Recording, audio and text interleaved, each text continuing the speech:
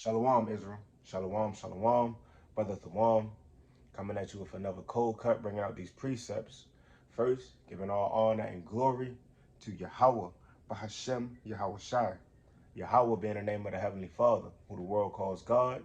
Yahweh Shai being the name of his only begotten Son, who the world calls Jesus Christ. So this is going to be a part 2 of submission and faith, right? Submission and faith, part 2. Right, and I'm going to kick it back off with Hebrews 11:1. Hebrews 11:1 says, now faith is the substance of things hoped for, the evidence of things not seen. Right, so that's what we know what faith is. Faith is not something you're going to physically see, but you might be able to spiritually see certain things and how they could play out to make you do certain things a certain way. Right, so faith is that hope. Right, verse number 6 says, but without faith it is impossible to please him. For he that cometh to the Most High must believe that he is, and that he is a rewarder of them that diligently seek him. So he's going to reward you if you diligently seek him. So that's a part of your faith, is when you submit to the Most High, you have faith that he's going to reward you. And at the end of the day, the ultimate reward is to get the kingdom. That's what we all want. That's what we all, crave for. So in order to get there, you got to submit, but you can't get there by just, just doing the works. You just doing the law, but you don't have no faith in Yahweh Shai. No, you gotta have faith in Yahweh Shai, and you gotta do the work, right? So I'm gonna get this in James chapter 2. Salaki. James chapter 2 and verse number 17 says, even so, faith, if it has not works, is dead, being alone. So faith without works is dead. So you gotta have works, you gotta have faith. So we're gonna get into a couple of examples and a couple of accounts and just show how we gotta have works without faith, and we gotta submit. Right? We all gotta submit to something. So I'm gonna go to 1 Peter. 1 Peter 2, and I'm gonna start at 13. 1 Peter 2 and 13 says, submit yourselves to every ordinance of man for the Lord's sake, whether it be to the king as supreme, or unto governors as unto them that are sent by him for the punishment of evildoers and for the praise of them that do well. So the Most High is telling us straight up, we got to submit to the ordinances, and we got to submit to the ordinances of men. So we got to submit to, some of the ways of America. Now, that doesn't mean you just get down with Babylon. No, that means that these laws that are set up, you kind of got to abide by these ordinances so you don't get all jammed up. Because at the end of the day, let me get this in Romans 13. Salaki, Romans 13. And starting at 1, it said, let every soul be subject unto the higher powers. For there is no power but of the Most High. The powers that be are ordained of the Most High. Whosoever therefore resisteth the power, resisteth the ordinances of the Most High, and they that resist shall receive unto themselves damnation. You see that? So we got to abide by some of these laws, most of these laws, but that don't mean you put the laws of America over the laws of the Most High God, right? The Most High's, his laws are spirit. His laws endure forever. Babylon, when America is destroyed, all of their laws and all of their policies is going to be destroyed with them. And you don't want to get caught up and destroyed with that as well. So we submit to the Most High. He told us we got to submit to these ordinances, but us submitting to these ordinances, he going back in 1 Peter chapter 2, verse 14, he says, or unto governors as unto them that are sent by him for the punishment of evildoers and for the praise of them that do well. So the Lord can use this wicked nation to reward you. right? But you got to submit to him first and foremost. But you submit to him in faith that when you do submit to him, that he'll reward you, right? And you don't do it for the reward, but you do it with that understanding that a reward may come by keeping his commandments, right? Goddamn, all hell breaking loose outside, right? Got a couple precepts written down. I'm gonna go to Colossians 3 and 18.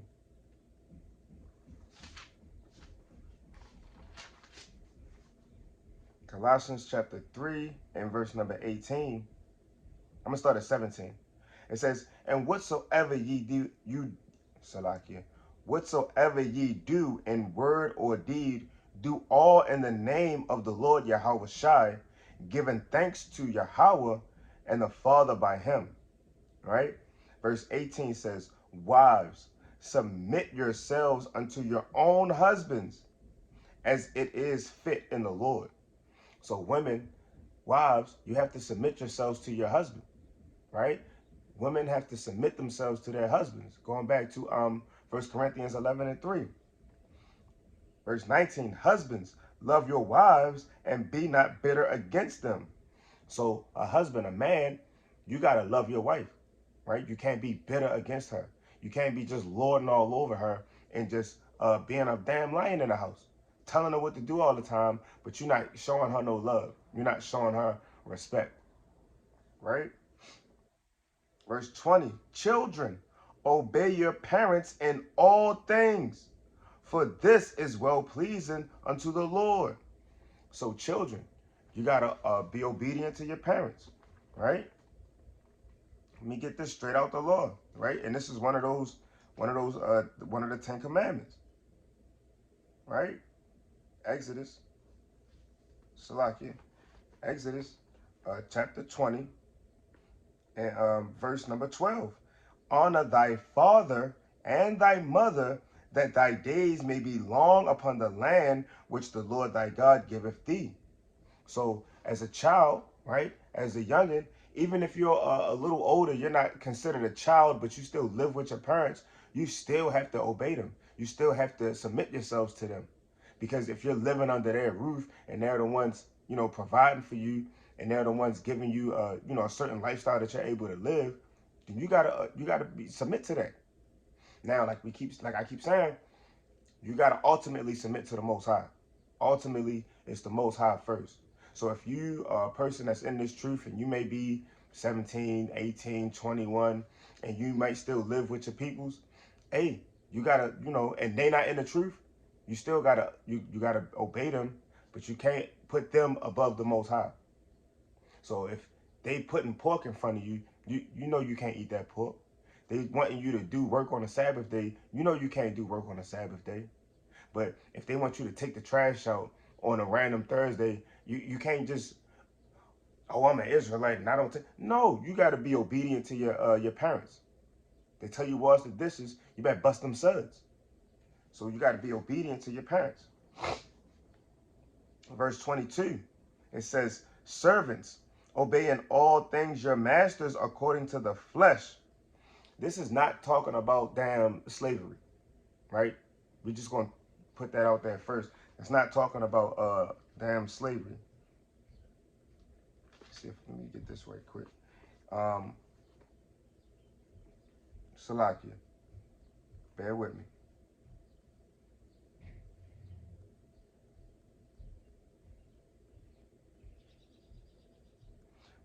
This is Leviticus 25 and 25. It says, if thy brother be waxing poor and have sold away some of his possession, and if any of his kin come to redeem it, then shall he redeem that which his brother sold. And if he have none to redeem it, Salakia, that's not what I want. Salakia, bear with me.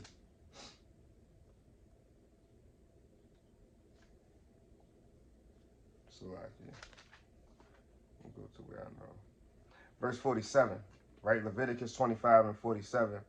He says, and if a sojourner or stranger wax rich by thee, and if thy brother that dwelleth by him wax poor, and he sell himself unto the stranger or sojourner by thee, or out of the stock of the stranger's family, then after he is sold, he may be redeemed again.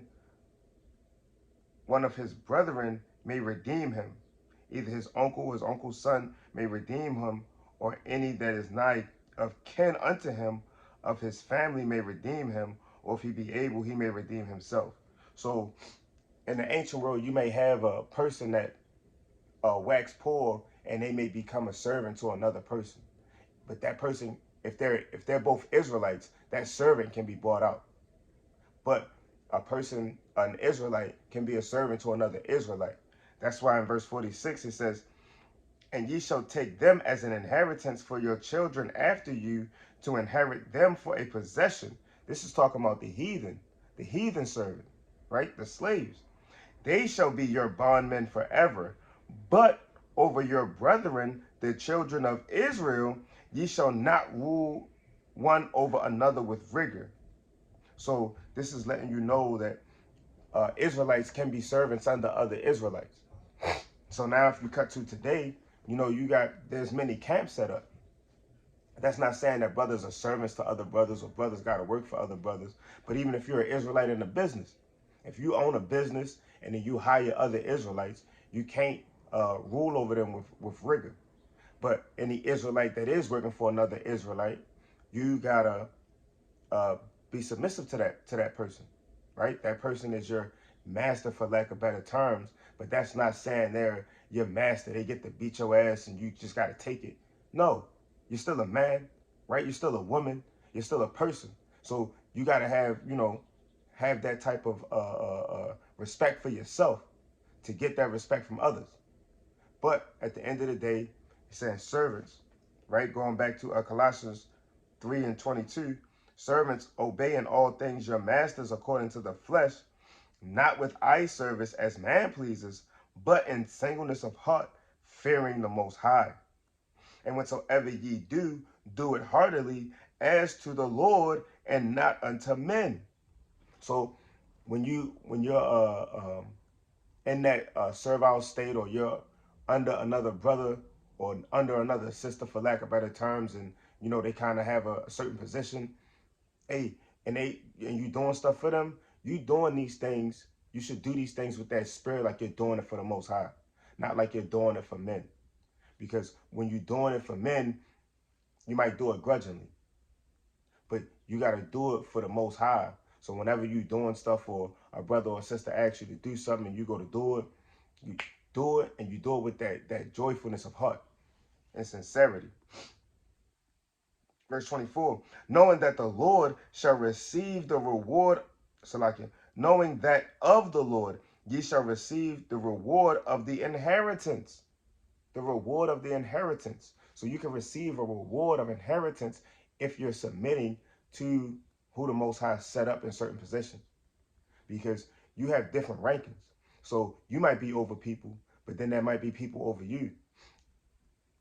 You got to submit, but they got to submit to you. So you got to make sure everything is done decently and in order. And you'll get the reward of the inheritance. And what's the inheritance for the Israelites at the end of the day? It's the kingdom of heaven, right? Having the glorified bodies, right? Having the city of Jerusalem made with all these different foundations of all of these different precious stones that we ain't never heard of, right? For ye serve the Lord, Hamashiach, verse 25. But he that doeth wrong shall receive for the wrong which he hath done, and there is no respect of persons. So if you're not being submissive, right, and you're not having that faith, and you're going out doing your own thing, you're going out being prideful, the Lord can cut you down, right? So it's very important to be humble. It's very important to be humble, to be submissive. The Lord said the meek shall inherit the earth, right? The meek shall inherit the earth. So that's another part of the inheritance, is the whole earth. Right? Now going down to chapter 4 and verse 1. Colossians 4:1. Masters, give unto your servants that which is just and equal. Now, people like to, they would like to take this, that servants obey your masters and just straight apply it to slavery. But that's not what that's talking about. Because at the same time, it goes on to say, masters, give unto your servants that which is just and equal, knowing that ye also have a master in heaven. You see that? So even if you're owning, if you're running things, if you might be a leader or a head of a camp, or you might own a business, when you telling people what to do or you're giving out instruction, you better you do it with humility. You do it with the meekness of heart, because you're doing these things whether you understand it or not. Everything that you do is for the purpose of building up the kingdom. So if you're doing things and you're not doing it with that, keeping that in mind, that's why he said in 3:17, and whatsoever ye do in word or deed, do all in the name of the Lord Yahweh Shai, giving thanks to the Most High and the Father by him. So whenever you go to, dish out whatever needs to be done or hand out, you got to do it with meekness and spirit. You have to do it in meekness of spirit.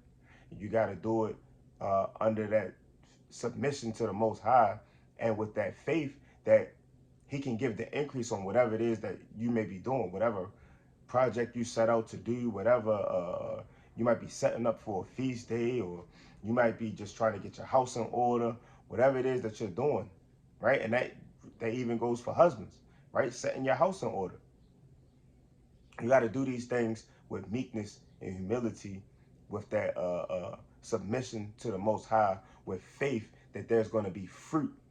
There's going to be fruit that come out of your submission. There's going to be fruit that come out of you doing the righteous acts. Right? That's all I wanted on that.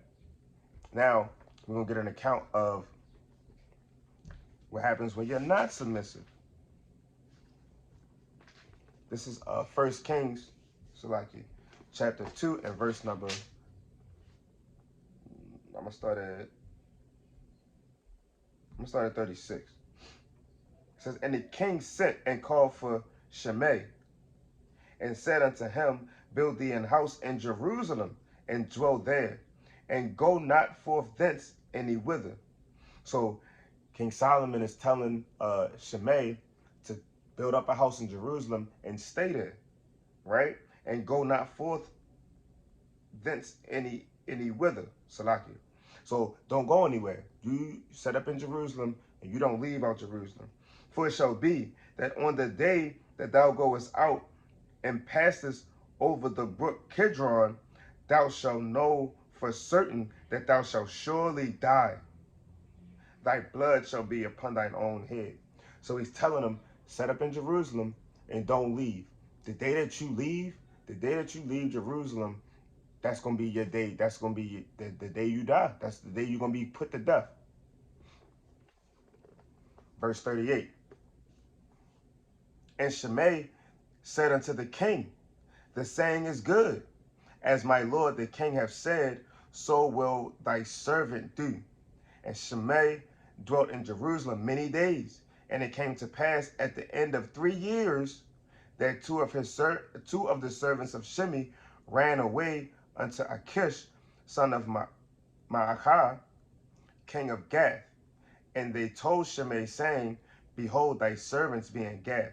So Shimei had servants. And two of his servants, they fled. Now, 3 years then gone by. Solomon told him, the day you leave is the day you die. The Most High told us, keep the commandments and live. If you depart from these commandments, he's going to put you to death. Right? So it's been 3 years. But the Lord said his laws are forever. Let me get this real quick. And Baruch 4:1. Power off. See that? Baruch chapter 4 and verse 1 says, this is the book of the commandments of the Most High, and the law that endureth forever. All they that keep it shall come to life, but such as leave it shall die. So the law endures forever. So the law is forever. If you keep it, you'll live, and you can live forever. Right? Lord willing, we're a part of that number. But if you depart from it, you're going to die, right? And that's a spiritual death, and then a physical death. So going back to 1 Kings chapter 2, and I'm gonna pick up at 40. So his servants left, they in Gath. Shimei is in Jerusalem.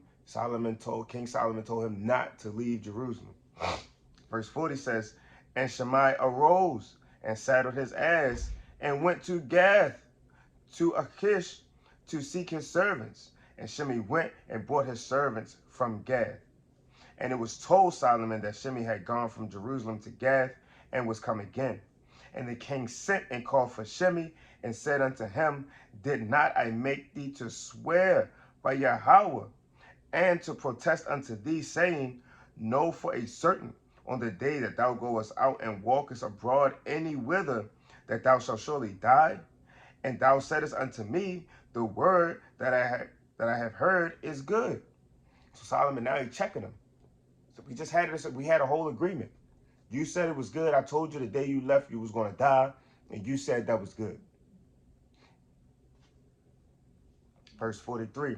Why then hast thou not kept the oath of the Lord and the commandment that I have charged thee with?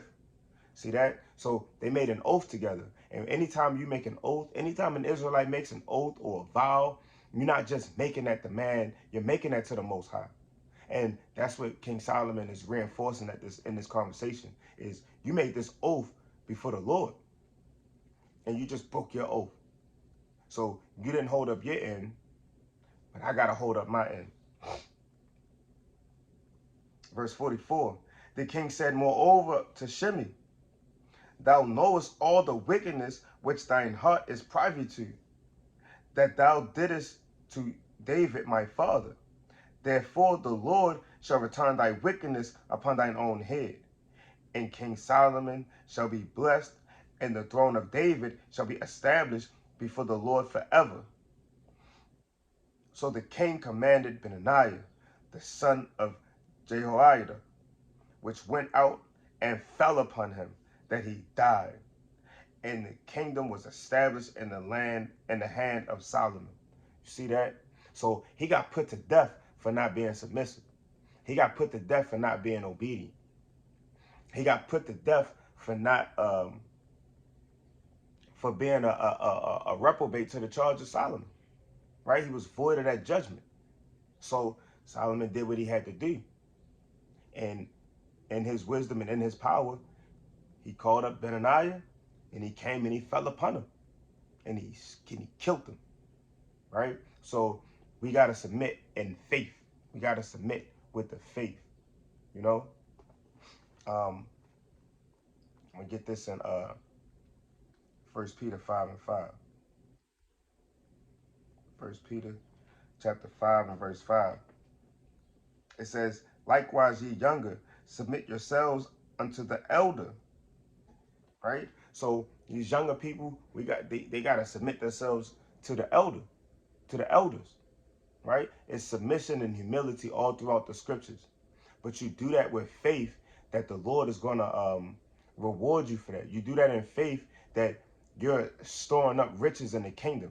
You do these things in a sincere spirit that the Lord is looking upon you, and he's going to have that mercy on you and that compassion on you, and he's going to have his face shine towards you, and you can have favor with him. We're not doing it to please men. Yea, all of you be subject one to another. You see that? All of you be subject one to another. And be clothed with humility. Be clothed with humility. Be covered in humility. For the Most High resisteth the proud. If you're being proud, the Lord's going to resist you. Whenever you're being proud or being high-minded of yourself, the Lord not dealing with that. The Lord will resist you. The Lord will push back on you if you show up with pride. But that humility, the Lord loves that. For the Most High resisteth the proud and giveth grace to the humble. So you get humility. Humility gives you grace from the Lord. Being humble, being clothed in humility gets you grace from the Lord. So these are things that we gotta, take heed to. So everybody that the Lord has set up in these different offices and different positions, we gotta make sure that we're, keeping the charge of the Lord, keeping the commandments first and foremost. The Lord is over everything. The Most High is over everything. So I don't care who it is. I don't care if it's the president, if it's the leader of the camp, even if it's, your wife, if it's your husband, if they telling you to do something against the commandment of the Lord, against what the Lord told us to do, then you gotta submit to the Most High over all things, right? Because anybody can go off, but the Most High, he's not gonna go off, and His word stands forever. So we need to be abiding in His word so we can have life. He said this in Exodus chapter 22 and verse 28. He says, "Thou shalt not revile the gods, nor curse the ruler of thy people. Thou shalt not revile the gods," right? And that's God's lowercase g, meaning the men of stature, or the men of wisdom, knowledge, and understanding, the men that have some type of, I guess, position, for lack of better terms, or understanding or wisdom. These men, the Lord is saying that these are gods, right? These Israelite men are gods. All Israelite men are gods, but we die like princes. But if you understand or you can perceive a man has some type of wisdom, don't revile that man, meaning don't be trying to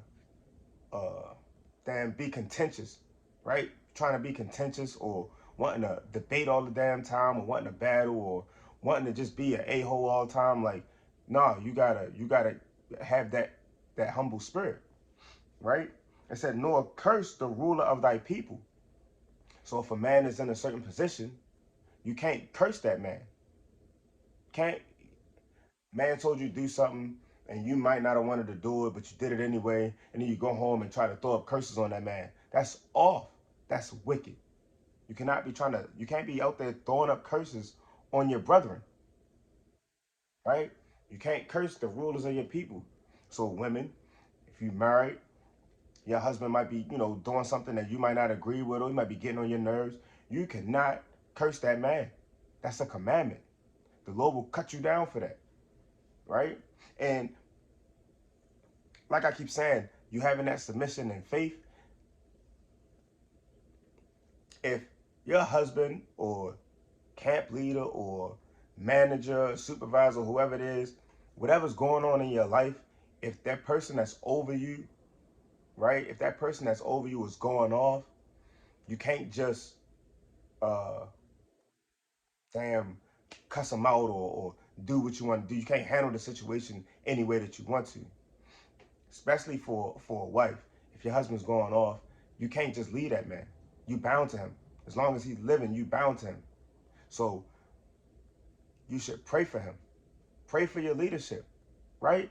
Any brother that's in a camp, or any sister, anybody that's in like a body or a congregation, you need to be praying for your leadership, that they can lead y'all in righteousness, that the Lord continues to give them wisdom, that the Lord continues to give them righteous judgment, so they can bring forth counsel, righteous counsel. You got to pray for their spirits. Pray that their house be in order, so that their spirit is upright. You know what I mean? Pray for them to have an upright spirit to lead in righteousness. And pray for yourself that you whatever position you may have, that you lead in righteousness. Because we're all leaders in this thing. If you in this truth, you're by default, you're a leader, because you're standing out from everybody else. Somebody's watching you, and whether they're following you now or not following you, you're leading them. So the words that you say have power. Your actions, your deeds have power. So anybody that's above you or ahead of you, or whatever the case is, however you want to word it, you need to pray for that leadership. You need to pray for them, that they can, when you turn to them and ask them a question about something, it's in righteousness and it's of the Most High. When they do a video, it's of righteousness and of the Most High. When they out teaching, reading, praying, studying, fasting, it's in righteousness and of the Most High. because you're looking to them, but somebody's looking to you, and somebody could be looking at that person, and you don't want a wicked spirit being cast down from person to person, being held on from person to person. So you want to have your leadership righteous. So you want to pray for your leadership to be righteous. So pray, women, pray for your husbands. Husbands, pray for your wives. Love your wives. That's what we got to do in this thing, right? So thou shalt not revile the gods, nor curse the ruler of thy people. So that submission goes a long way. That submission and that faith goes a long way, because the person that you're submitting to is supposed to be, Salakia, leading you somewhere. They're supposed to be leading you somewhere. Now, on the first video, I brought out an example of people in the military. You got all these men following their captains or majors or whatever, their officers, and they following them to battle. But then you also have like these athletes, the NBA, the NFL, these athletes, they're making millions of dollars to go out and play these sports. And the coaches are not making as much money as they are to do that, to lead them. But guess what? The coaches is telling them to do these things. They got to do their sprints, do their up downs. They got to hit the gym, right? They got to do all of these things under the commandments of these coaches.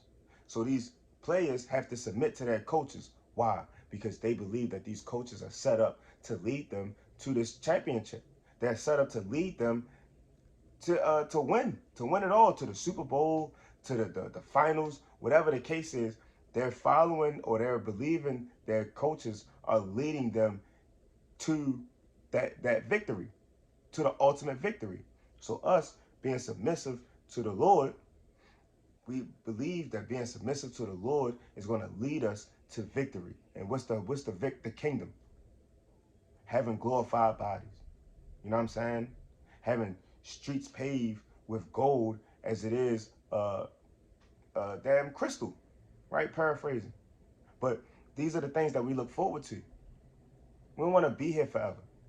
So we submit ourselves to the Lord with faith that he can get us out of here quicker, that the days may be shortened, that we can leave this hellhole. I'm tired of being here. I'm tired of being here. Straight up.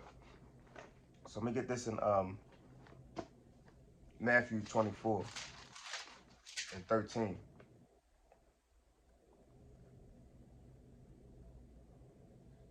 Matthew 24. Come. He says, but he that endureth until the but he that shall endure until the end, the same shall be saved. So that submission and faith, it'll get rough, right? You might not want to do certain things. You might want to turn another side. You might want to turn another way or do your own thing. But the Lord is saying, if you endure these things that we got to go through in this life, you endure whatever the case is. Leadership might put you in a certain position. You might not want to do it, but you do it.